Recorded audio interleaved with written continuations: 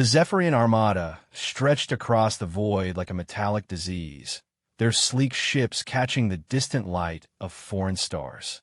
Admiral Kex then stood on the bridge of his flagship, the Eternal Dominion, watching the blue-green world rotate slowly beneath them. Earth, the humans called it.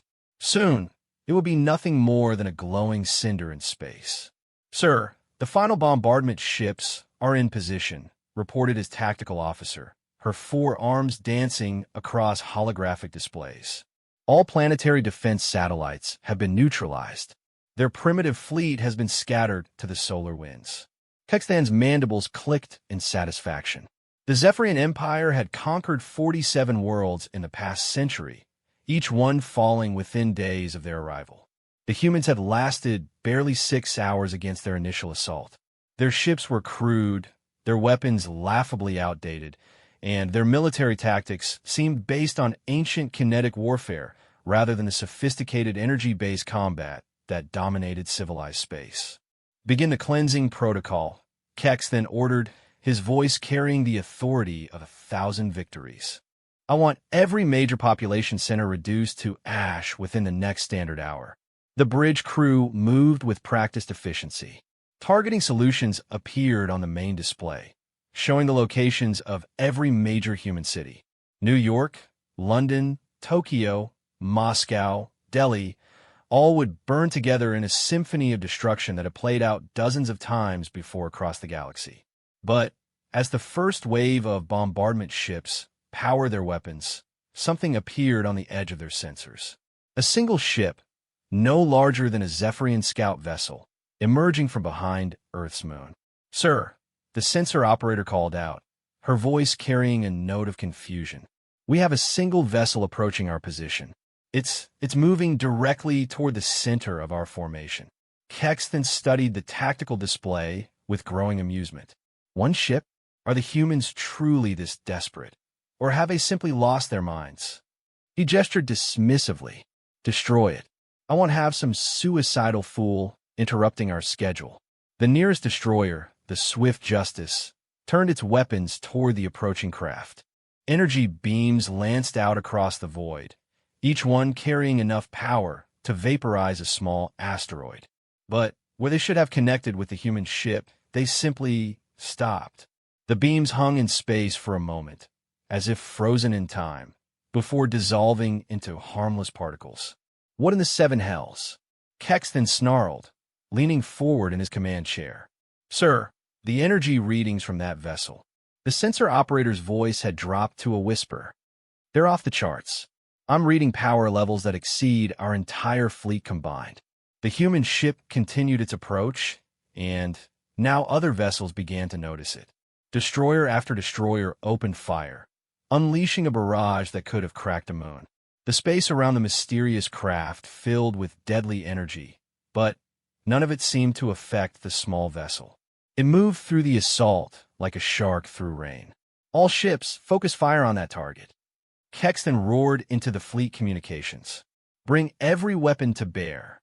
Nearly 300 warships turned their attention to the lone human vessel.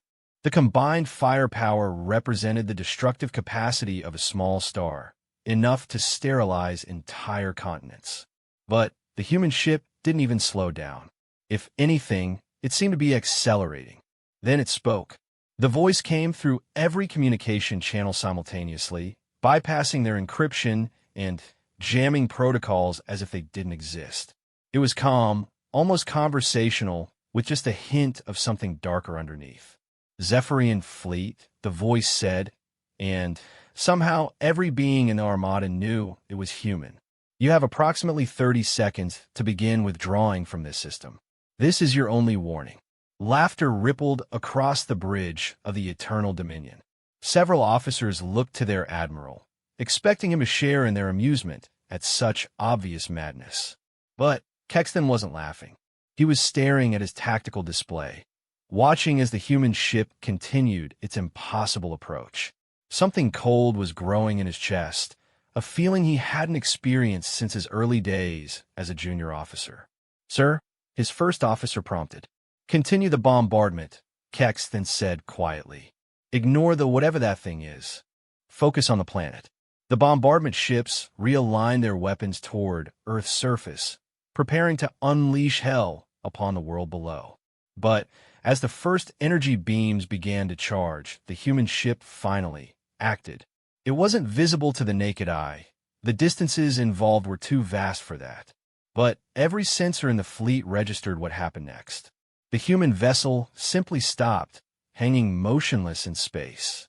Then something emerged from it. The Zephyrians had no word for what they saw. Their language, developed over millennia of conquest and warfare, had terms for every conceivable weapon and defensive system. But this was something else entirely. It looked like darkness given form, like the space between stars had somehow learned to move with purpose. The darkness spread outward from the human ship, not fast enough to seem threatening, but with an inevitability that made veteran warriors step back from their posts. It flowed through space like liquid night, and wherever it touched, Zephyrian ships simply ceased to exist. Not destroyed, though it have left wreckage, debris, some sign that they had ever been there. These ships were simply gone, as if they had never existed at all. Evasive action, Kexton screamed, but his voice was lost in the chaos that had erupted across the fleet. Ship after ship vanished into the spreading darkness, their final transmissions cut off mid-syllable. The swift Justice, which had fired the first shots at the human vessel, lasted exactly 3 seconds after the darkness touched it. Its hull didn't buckle or burn. It just faded away like morning mist, taking its crew of 800 with it. All ships retreat, Kexton ordered, but even as the words left his mouth, he knew it was too late. The darkness was expanding in all directions now, and it was moving faster than any ship in his fleet. The bombardment ships that had been preparing to glass Earth's surface were the next to go. One moment, they were charging their world-killing weapons. The next, they were simply absent from reality. Their target locks on human cities flickered and died as if the ships had never been there to create them. "Sir, we need to jump to hyperspace," his navigator pleaded, her hands flying over the controls. "The jump drives are online. We can escape." "Do it," Kexton roared. The Eternal Dominion shuddered as its massive hyperspace engines engaged, tearing a hole in the fabric of space itself. Around the fleet, other ships were making the same desperate attempt to escape. Holes in reality opened like wounds, and Zephyrian vessels began to flee into the safety of hyperspace. But the darkness followed them. Even in hyperspace, that realm beyond normal physics where faster-than-light travel was possible, the darkness pursued them. Ships that had successfully made the jump sent back frantic transmissions before falling silent. The darkness, it seemed, was not bound by the normal rules of space and time. Kexton felt his ship lurch as something grabbed it in hyperspace, dragging it back toward normal space.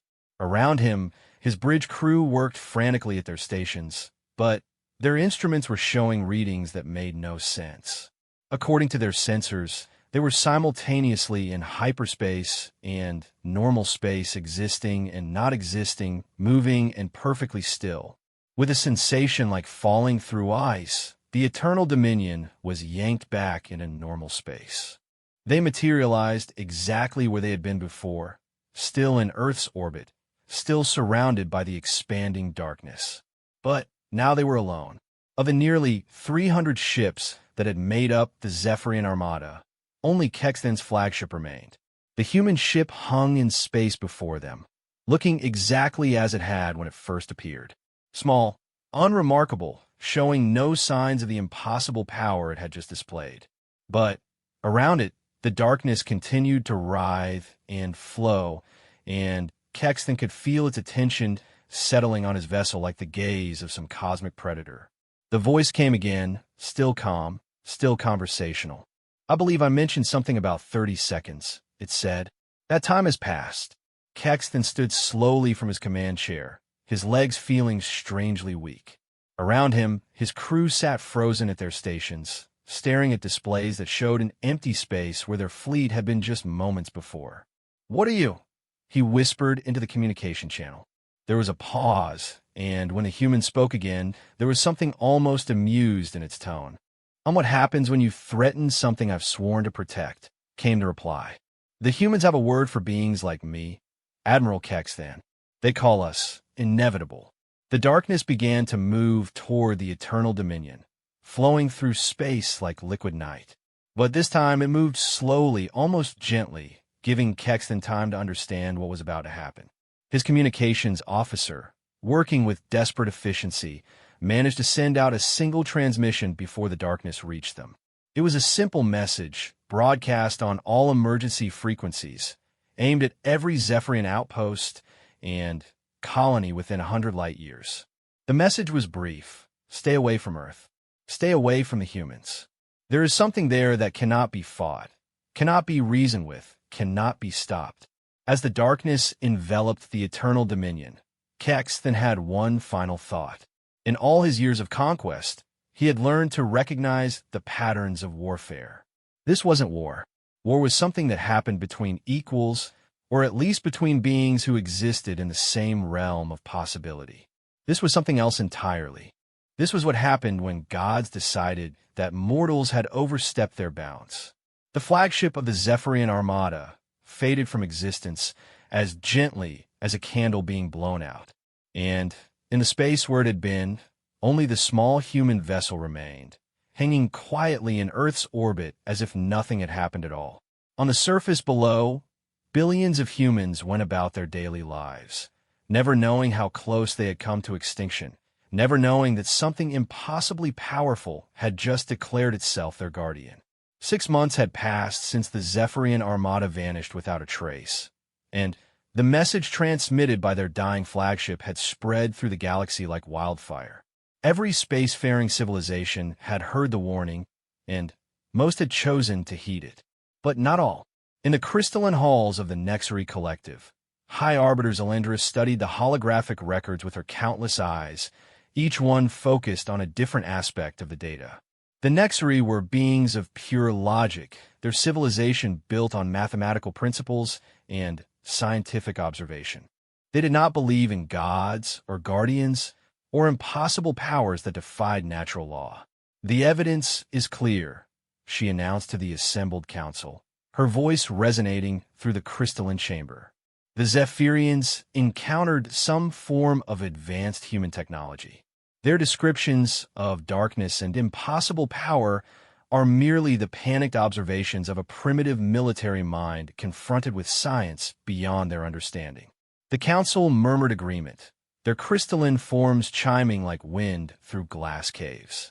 The Nexary had studied the Zephyrians for decades and found them to be competent but unremarkable conquerors, lacking the intellectual capacity for true innovation.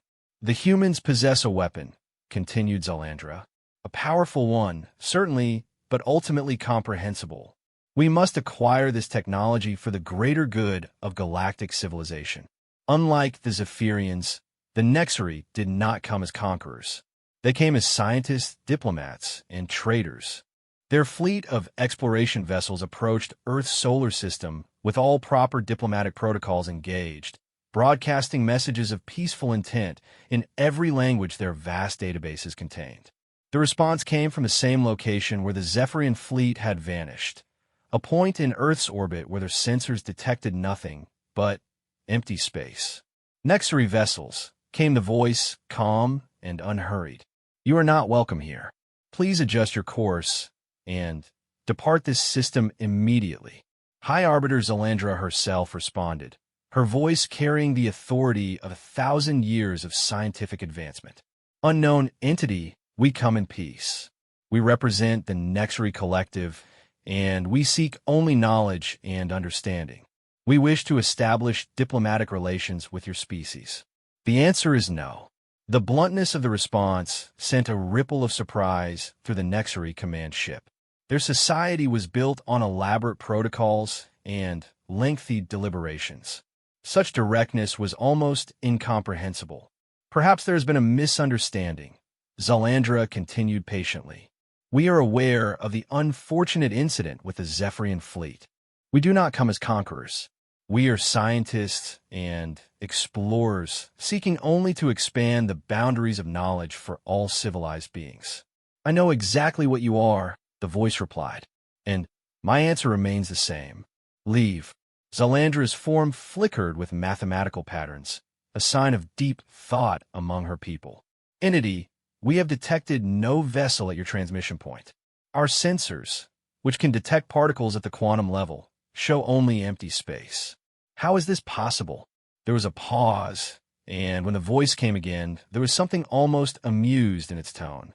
You want to understand? Very well. I'll give you a demonstration. The space around the Nexary fleet began to change. Not visibly. Their eyes, enhanced though they were, could detect nothing different.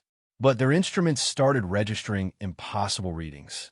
Space itself seemed to be folding, twisting into configurations that their most advanced mathematics couldn't describe. Fascinating, whispered one of the council members, watching as their quantum sensors showed reality bending around them.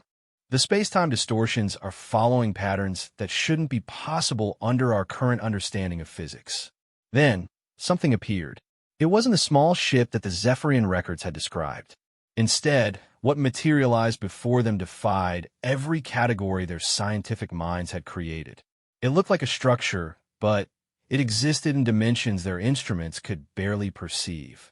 It was simultaneously vast and tiny, ancient and newly born, solid matter and pure energy. By the eternal equations, Zalandra breathed. What is that? That, said the voice, is what I actually look like when I'm not pretending to be a ship. The thing that hung in space before them pulsed with energies that made their most sensitive instruments scream warnings. Their computers, designed to process information at the speed of light, began showing error messages as they tried to analyze what they were seeing. You wanted to understand? The voice continued conversationally. So let me explain. I am not a human. I am not a weapon. I am not technology that can be studied or replicated. I am something that exists in the spaces between your scientific theories, in the gaps where your mathematics break down. One of the Nexary scientists, driven by curiosity that overrode caution, began taking detailed scans of the entity. The readings that came back caused several of their computers to crash entirely. According to our analysis, the scientist reported with growing excitement, this entity exists in at least 11 dimensions simultaneously. Its energy signature suggests it draws power directly from the quantum foam that underlies reality itself. This is impossible under any known physical laws, but the evidence is undeniable. Nothing is impossible, Zalandra said firmly, her crystalline form brightening with determination. There are only phenomena we do not yet understand. Entity, we offer you a bargain. Allow us to study you, to learn from you, and we will share our knowledge freely with all civilized species. Think of the advancement, the progress we could achieve together. The entity pulsed, and for a moment the Nexary fleet found itself seeing through its perception. Reality became a vast web of interconnected possibilities, where past and future existed simultaneously, where consciousness itself was a force as fundamental as gravity or electromagnetism. You still don't understand, the entity said, and now there was something like sadness in its voice. You see the universe as a puzzle to be solved, a system to be analyzed and categorized. But some things exist beyond your categories. Some things cannot be studied because the act of studying them changes what they are. That's merely the observer effect, protested another scientist. A well-understood quantum phenomenon. With proper experimental design, we can minimize its impact. The entity's response came not in words, but in a demonstration that would haunt Nexary science for generations to come. It reached out with something that wasn't quite an appendage and touched one of their research vessels. The ship didn't vanish like the Zephyrian fleet had. Instead, it was transformed. The vessel began changing, its crystalline hull flowing like liquid, reorganizing itself into impossible configurations. The Nexary crew inside found their perception expanding beyond the normal 3 dimensions. Their consciousness suddenly able to perceive the quantum fluctuations that underpinned reality. It should have been wonderful. For a species dedicated to knowledge and understanding, having their awareness expanded to encompass higher dimensions of reality should have been the ultimate gift. Instead, it was torture. The Nexary mind evolved to process information through logical analysis, and mathematical frameworks couldn't handle direct perception of quantum reality. The crew began screaming as their consciousness was flooded with infinite possibilities, their orderly thoughts dissolving into chaos as they tried to process information that existed in too many dimensions at once. "Stop," Zalandra commanded, her form blazing with distress patterns. "You're killing them." "No," the entity replied calmly. "I'm showing them what they wanted to see. This is what reality looks like when you strip away the comfortable illusions your senses provide. This is the universe as it actually exists, beyond your mathematics and measuring devices." With another gesture that wasn't quite movement, the entity restored the research vessel to its original configuration. The crew collapsed at their stations, their minds mercifully returned to normal three-dimensional perception. But several of them would never be the same, haunted by memories of infinity that their rational minds couldn't process. "Knowledge has a price," the entity continued, "and some knowledge costs more than any civilization can afford to pay. You see the universe as something to be conquered through understanding. But I am what happens when the universe decides to understand you instead." Zalandra stood in silence for a long moment, her crystalline form dim with defeat. For the first time in her 1,000-year existence, she had encountered something that could not be analyzed, categorized, or understood through the scientific method. "What do you want from us?" she asked finally. "I want you to leave," the entity replied simply. "And I want you to spread the word to others like you. Earth is protected by something beyond your comprehension. The humans don't even know I exist, and it's better that way. They're still young, still learning, still growing. They don't need the galaxy's help in their development. But the knowledge we could share," Zalandra protested weakly. "The technologies, the scientific advances will come when they're ready," the entity said with finality. "The humans will reach the stars in their own time, in their own way. And when they do, they'll be stronger for having done it themselves. That's how it's supposed to work." The massive form began to fade from their sensors, reality reasserting its normal configuration around the Nexary fleet. But before it vanished completely, the entity spoke one last time. "Tell the galaxy this. I'm patient, but I am not tolerant. I have allowed 2 warnings to be sent. There will not be a third. The next civilization that approaches this system with any intention other than friendship will discover what I'm really capable of." As the entity disappeared completely, the Nexary found their instruments returning to normal operation. Space looked ordinary again, showing nothing but the distant blue sphere of Earth and the warm yellow light of its sun. But Zalandra knew that appearance was an illusion.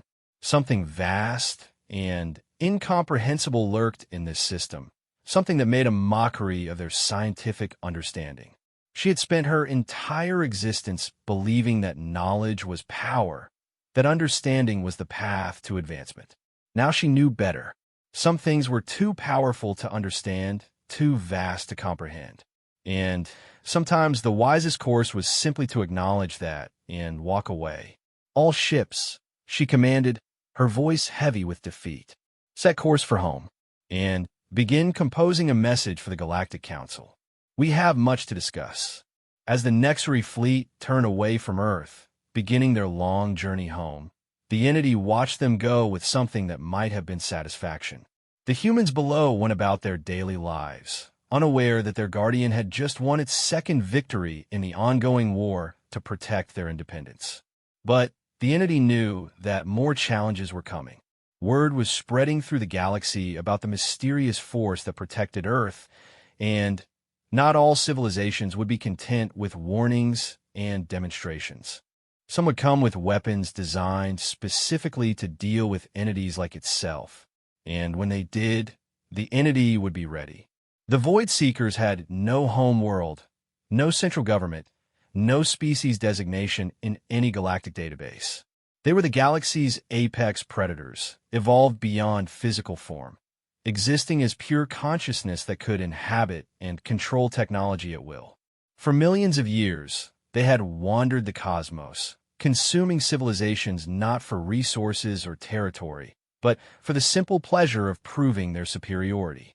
They had heard the warnings about Earth, had studied the reports from the Zephyrians, and Nexari with something approaching amusement. Other species spoke of guardians and impossible powers, but the Void Seekers recognized the signs. They had encountered entities like this before, beings that existed beyond normal physics, creatures that thought themselves gods. They had devoured every one of them. Now, their fleet approached Earth's solar system, but it was unlike anything the galaxy had seen before. There were no ships in the conventional sense, no hulls or engines or crew quarters. Instead, what came through hyperspace was a collection of geometric impossibilities, structures that existed in multiple dimensions simultaneously, powered by technologies that had been stolen from 1,000 dead civilizations. At the center of this fleet was the Omniphage, a vessel that defied description even in the vast vocabularies of galactic standard languages. It was simultaneously a ship, a weapon, a fortress, and a living creature. Its consciousness was composed of the merged minds of an entire species that had chosen to abandon physical existence rather than face extinction. So spoke the collective voice of the Void Seekers, resonating through dimensions that had no names. This is the guardian that has the galaxy so frightened. The entity that protected Earth felt their approach long before their fleet entered the solar system. Unlike the previous visitors, these beings registered on senses that existed beyond normal space and time. They were predators of a type it had not encountered in this region of the galaxy, creatures that fed on impossibility itself. "You're different," the entity observed as the Void Seeker fleet materialized near Jupiter's orbit. "You actually understand what you're facing." The response came not as words, but as a direct psychic transmission that bypassed normal communication entirely. "We are the Void Seekers. We have devoured gods before, Guardian. You are simply the next course in an endless feast." For the first time since taking up its vigil over Earth, the entity felt something approaching concern. Not for itself. It had faced annihilation before and survived. But these beings were not like the Zephyrians or Nexari. They would not be content with warnings or demonstrations. They had come here with the specific intent of consuming it, and they possessed the tools to make the attempt. "The humans are under my protection," the entity stated simply. "Leave now, and I will not prevent your departure." The Void Seeker's laughter was the sound of civilizations dying, of stars being consumed, of reality itself being digested by entities that have forgotten how to die. "Protection," they said. "You speak as if you have a choice in the matter. We have studied your kind, Guardian. We know your weaknesses." The Omniphage began to change, its impossible geometry shifting into a configuration designed specifically for consuming entities that existed beyond normal physics. Appendages that were simultaneously energy and matter reached out through dimensions that didn't officially exist, feeling for the quantum strings that held the entity together. "You think yourself beyond our reach," the Void Seekers continued, "but consciousness can be consumed just like matter and energy. And once we have devoured you, we will turn our attention to that delicious little world you've been protecting." The entity considered its options. It could flee. Its nature allowed it to exist anywhere in the universe instantly. But that would leave Earth defenseless, and the humans were still centuries away from being able to defend themselves against threats like this. "Very well," the entity said calmly. "But before we begin, I should probably mention something important." "Speak quickly," the Void Seekers replied, their dimensional appendages reaching closer to the entity's quantum structure. "Your words will not save you. I'm not actually the guardian of Earth," the entity said conversationally. "I'm just the warning system." For the first time in millions of years, the Void Seekers hesitated. "What?" The beings you encountered before, the ones you consumed, they were solitary entities, weren't they? Ancient powers that had grown complacent in their isolation, forgotten gods who had lost touch with the forces that created them. The entity's form began to shift, revealing its true nature for the first time since arriving in Earth's solar system. What the previous visitors had seen was just a projection, a shadow cast by something far larger. Now, as dimensional barriers dissolved and reality restructured itself around their presence, the Void Seekers began to understand what they were truly facing. I am not alone. The entity continued as space around them, filled with presences that defied comprehension. And I am not ancient. I am part of something new, something that your kind has never encountered before. The Void Seeker's sensors, designed to detect threats across multiple dimensions, began registering readings that made no sense. More entities were appearing, but these weren't separate beings. They were aspects of something larger, facets of a consciousness so vast that it could only manifest in fragments. Impossible, the Void Seekers whispered, their collective confidence wavering for the first time in eons. Nothing like this exists in our databases. We have consumed gods, devoured cosmic entities, eaten civilizations that spanned entire galaxies. What are you? We are what happens when a species learns to love something more than itself, came the reply, but now it wasn't coming from just one entity. The voice emanated from everywhere at once, from the quantum foam that underlay reality itself. The truth began to dawn on the Void Seekers, as their instruments detected the impossible scope of what they faced. The entity that had been guarding Earth wasn't a guardian at all. It was humanity itself, or rather, what humanity would become. You're from the future, the Void Seekers realized, their dimensional appendages withdrawing as they began to understand the magnitude of their mistake. Time is not linear for beings like us, the collective entity replied. We exist in all moments simultaneously. We remember being young, remember being limited to 3 dimensions and single lifespans. We remember the first time we looked up at the stars and dreamed of touching them. Around the Void Seeker fleet, reality continued to reshape itself as more aspects of the entity manifested. They appeared as impossible structures, as living mathematics, as consciousnesses so vast they could think in galaxies and dream in universes. The humans you see on that planet, the entity continued, they are us. Our past selves, our origins, our reason for existing. Every choice they make, every dream they chase, every mistake they learn from, all of it leads to what we have become. The Void Seekers found themselves surrounded by temporal paradoxes that their advanced science couldn't resolve.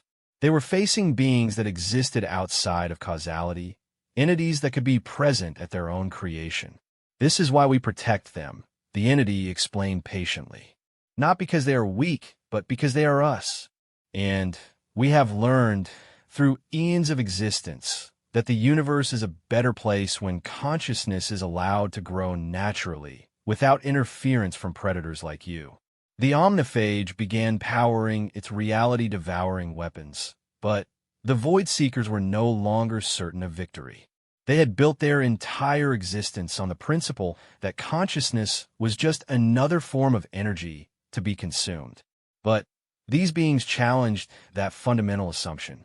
You cannot stop us, the Void Seekers declared, though their voice lacked its earlier confidence. We have devoured entire dimensions.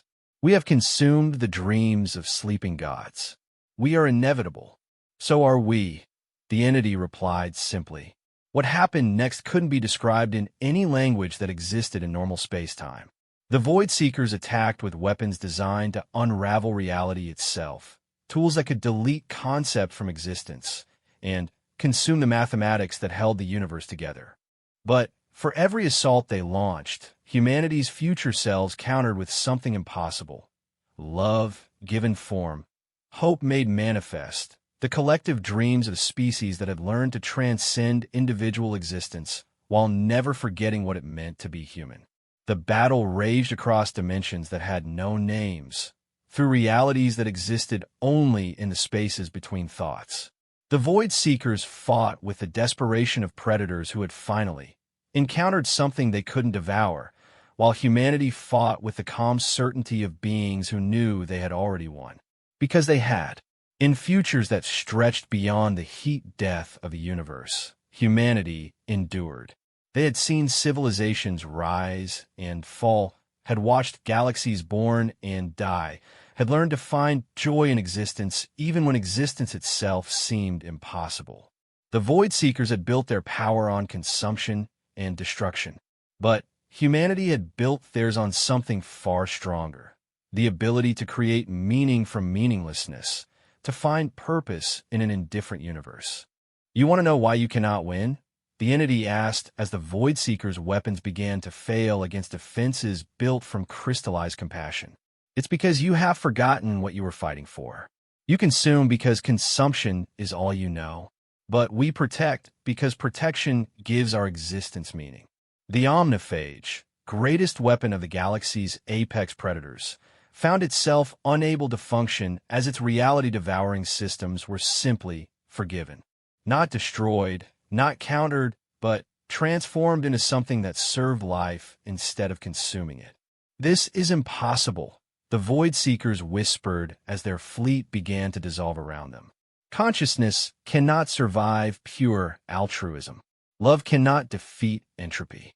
Hope is just a chemical reaction in primitive brains. You're right, the entity agreed sadly. About everything except the most important thing. Love isn't about survival. Hope isn't about defeating entropy. They're about choosing to care anyway, even when caring seems impossible.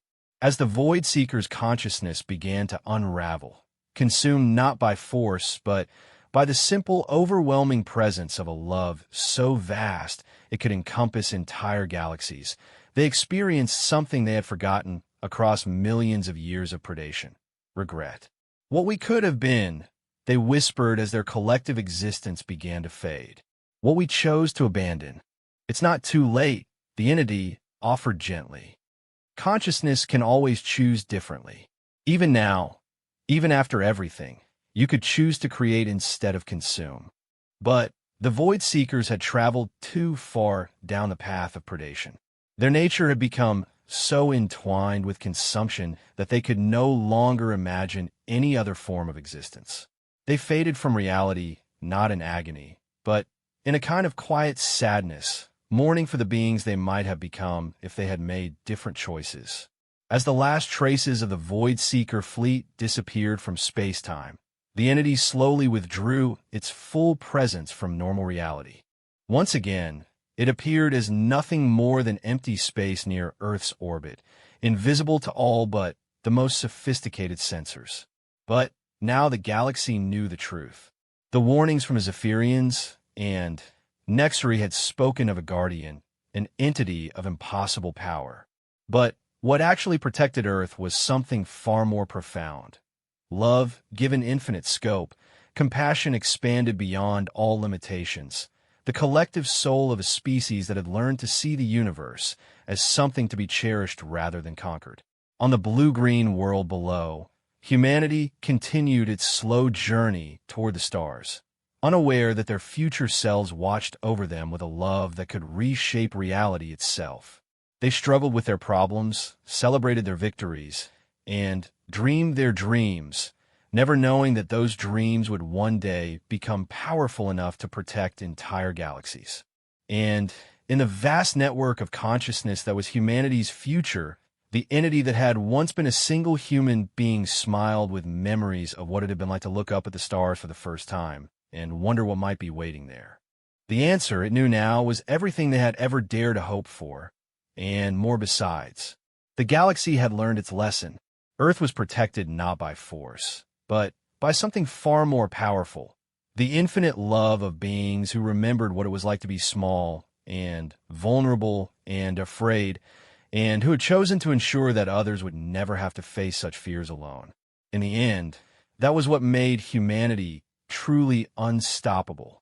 Not their technology, not their weapons, not their guardian entities. It was their absolute refusal to let love die, no matter how vast and cold the universe became. and that more than any force in the cosmos was what made them inevitable.